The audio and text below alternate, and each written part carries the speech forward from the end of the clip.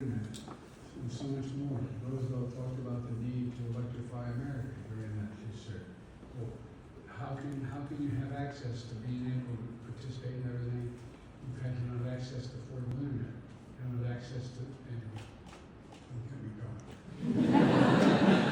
Well, we're also making sure that the supply chain.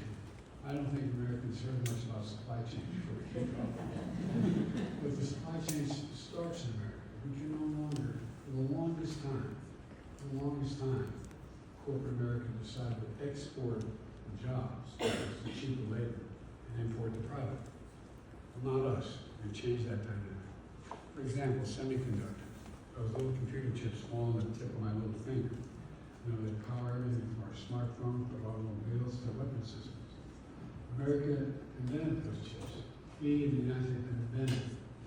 We modernized them. We did all the work on it. But we stopped making them. We used to have over 40% of the market. We got down to virtually none. Not anymore. Today we're making once in a generation investments in American science and innovation. We're building chip factories all across America. And we're going to be creating tens of thousands of good paying jobs. And that's not hyperbole. It takes time to build. One thing I was all excited about how much we've invested, how much is coming. It's taking time. You have to build those so-called fabs. These called fabs, they pay about an average of $105,000 a year. It goes down to 4.1%, longest stretch for a long, long time, that low. And despite the critics saying we have to lower ambitions to get the economy going, we've attracted off the sidelines from private enterprise over $1 trillion, $1 trillion in private investment in clean energy and manufacturing.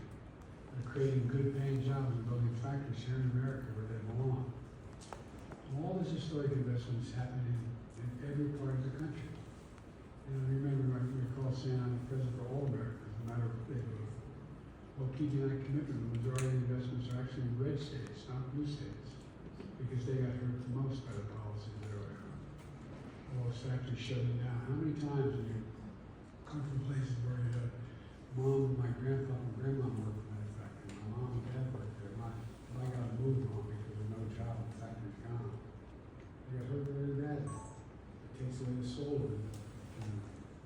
We're making sure these Americans have access to good paying jobs that are being created.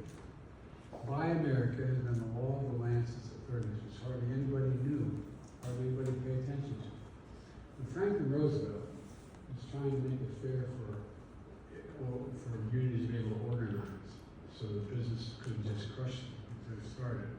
There was a provision in the law in the early 30s that said, when a president is authorized by Congress to spend money on a project, he has to do two things. He has to use that money to hire American.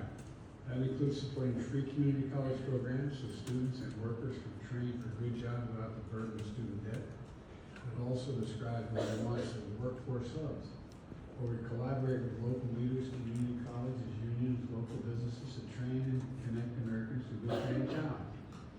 And it's good for students and workers. It grows the economy for everyone. I know I'm listed as the most pro-union president in American history. I'm very proud of that. Has reached 130,000.